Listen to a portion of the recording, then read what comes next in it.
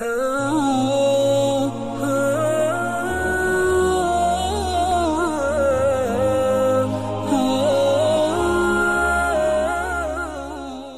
के नीचे सब्सक्राइब के बटन पे क्लिक करें, बेल के आइकॉन पे क्लिक कीजिए ताकि हर नई वीडियो की नोटिफिकेशन आपको मिल जाए। वैसे तो जो दुआएं वज़ाइफ मैं बताया करता हूँ उसकी उमूमी इजाज़त होती है, स्पेसिफिक किसी एक को इजाज़त देना ज़रूरी, किसी एक को दे भी दी तो आप जो जितने भी लोग सुनते हैं तो मेरी तरफ से सबको दिली इजाज़त होती है, वो मेरे जो वज़ाइफ कर सकते हैं। अगर वो सेम उनका मसला है तो बिल्कुल कर सकते हैं। शिफ के हवाले से उसमें तो आप तमाम नाज़रीन नोट कर लें कि मेरा ख्याल नहीं कि कोई वजीफ़ा ऐसा हो कि जहाँ दुरूद शरीफ ना होता हो।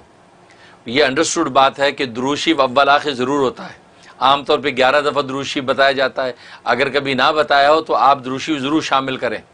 और अगर बाज़ ऐसे वज़ाइफ होते हैं जिसमें दुरूद शरीफ नहीं पढ़ना होता तो वहाँ तसरीह कर दी जाती है कि अव्वल आखिर दुरूद शरीफ नहीं है।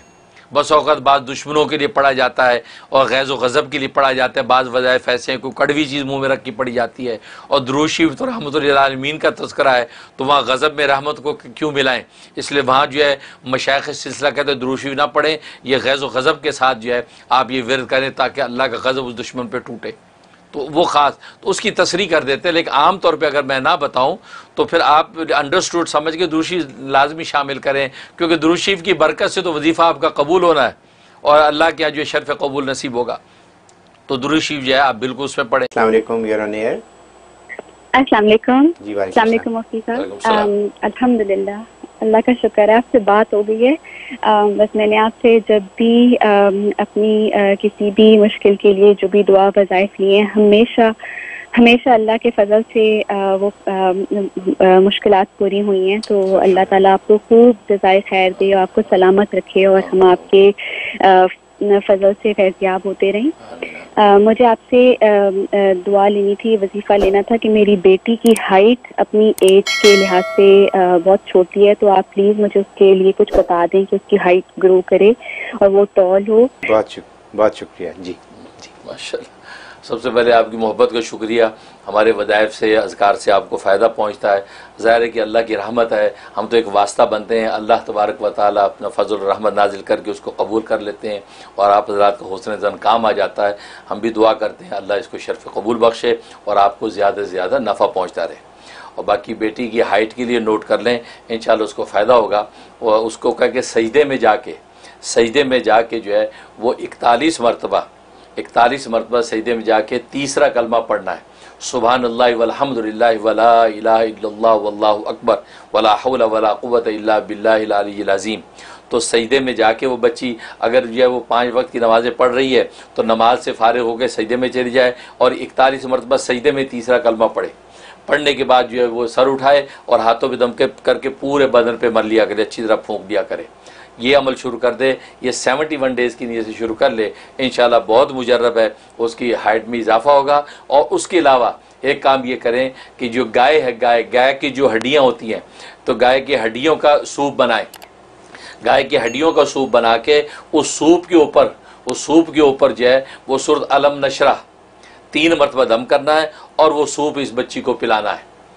रोज़ाना पिलाते रहें, 1-2 दिन का वक्फा करके पिलाते रहें तो गाय की जो है वो पाए और हड्डियाँ जो हैं उसका सूप इसको पिलाएं। ये कद बढ़ने के लिए बहुत मुजर्रब है। इंशाल्लाह 25 साल से पहले तक ये सुना ये है कि कद बच्चों का बढ़ सकता है, तो लिहाजा ये अमल 2 कर लें, इंशाल्लाह उसका कद बढ़ेगा। मैं भी दिल से दुआ करता हूँ। अच्छा, बस औक़ात लोग कहते दिन हो गया हमें तो पता ही नहीं चला, वो आपको नहीं पता चला लेकिन तब्दीली अपना काम कर रही है। क्योंकि बस औक़ात इंसान की रूह के ऊपर कसाफत होती है, गंदगी होती है, तो कसाफत साफ लगने में टाइम लग जाता है। जैसे मैले कपड़े पे खुशबू छिड़कें तो वैसी खुशबू नहीं फूटती जैसे जो उजले धुले पे होती है। इसका मतलब अल्लाह पहले रूह को उजला धुला करते हैं उस नाम की बरकत से, अब जब वो मुज़क्का हो जाती अब ये नाम जो है वो अपनी खुशबू को ज़ाहिर करता है। तो इसलिए नाज़रीन उसमें भी परेशान न हुआ करें कि ये हो गया अभी तो कुछ भी नहीं हुआ, नहीं वो हो रहा है, क्योंकि अल्लाह का नाम है, वो असर कैसे ना करे। आप शहद का लफ्ज़ बोले तो मुंह मीठा हो जाता है, लीमू बोले तो मुंह में पानी आ जाता है। तो ये दुनिया की मामूली चीज़ें अब इतना असर रखती हैं कि नाम लो तो मुंह में पानी आए, तो अल्लाह का नाम असर नहीं कर रहा है। हमारी रूह का जो ताल्लुक अल्लाह से, उसमें कमी है असल में, वो उसकी सफाई हो रही है।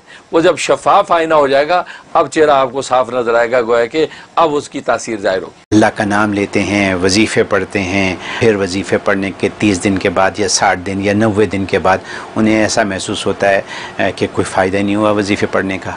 तो मकसूद फ़ायदा हासिल करना मकसूद नहीं होता। मकसूद बस आपका अल्लाह की तरफ रुजू और उस चीज़ को पढ़ना या इलाज करना। जैसे हकीमुल उम्मत मौलाना शबली थानवी रहमतुल्लाह ताला फरमाते हैं कि इंसान इलाज करने का पाबंद है, सेहत हासिल करने का पाबंद नहीं है जी, शिफा हासिल करने का पाबंद नहीं है। लेकिन उसको ये समझे कि जी हमने 41 डेज पढ़ लिया, कुछ भी नहीं हुआ, फ़ायदा ही नहीं हुआ। ये तो अल्लाह के कलाम और अल्लाह के जिक्र की आप तौहीन कर रहे हैं। ये बात ना कहें, उसमें ये सोचे यार मेरी तरफ से कोई कमी रहेगी फिर पढ़ने में। औक़ात पढ़ने में एतक़ाद के अंदर जो क़ुव्वत नहीं होती, क्योंकि एक बात याद रखें, ये अमलियात की जो दुनिया है, वज़ाइफ की दुनिया में आपका एतक़ाद बहुत स्ट्रॉन्ग होना चाहिए कि मैं यार रज़ा को पढ़ रहा हूँ, बस मुझे रिज़्क़ मिलना ही मिलना है, मुझे अल्लाह ने रोज़ी देनी ही देनी है। इस कॉन्फिडेंस के साथ पढ़े। यह हदीस कुदसी है, आना इंदा ज़न्नी अब्दी भी, कि बंदा मेरे बारे में जैसा गुमान करता मैं वैसे ही हूँ। अगर वो गुमान करता है कि नहीं यार रज़ा को पढ़ने से मुझे मिलेगी है नौकरी, तो अल्लाह कहते हैं देखो इससे मेरे बारे में ये गुमान रखा है, इसको अब नौकरी दूंगा ही दूंगा। और तीसरी बात है सब्र।